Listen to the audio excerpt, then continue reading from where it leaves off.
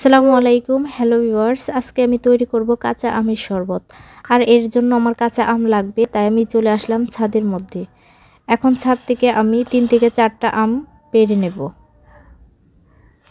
আমাদের রূপালী আম গাছে আল্লাহর রহমতে অনেক আম এসেছে, আপনারা দেখতে পারতেছেন। মুকুলও অনেক আসছিল, এখন আমও অনেক ধরেছে। এখন আমি এই আমগুলোকে ছিলে এরকম টুকরো টুকরো করে নিয়েছি। এখানে নিয়েছি আমি 3টা কাঁচামরিচ। ঠিক এরকম সাইজের করে কাটতে হবে, তাহলে ব্লেন্ডারে খুব সহজে ফিনিশ হয়ে যাবে। এখন আমি সবগুলো উপকরণ ব্লেন্ডারে দিয়ে দিব।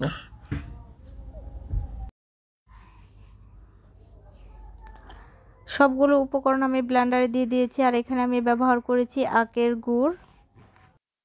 গুড় আর কাঁচামরিচ। শরবতের টেস্ট অনেক গুণ বাড়িয়ে দেবে।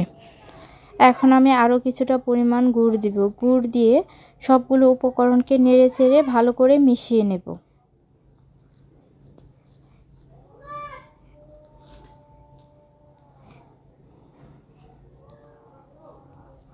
এখন আমি ঢাকনাটা লাগিয়ে ফেলবো, লাগিয়ে ব্লেন্ড করে নিব।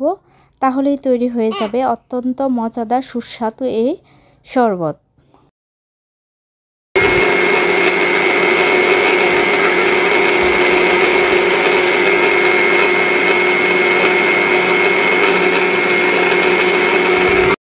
ব্লেন্ড করা আমার হয়ে গেছে। এই যে দেখেন, শরবতটা তৈরি হয়ে গেছে।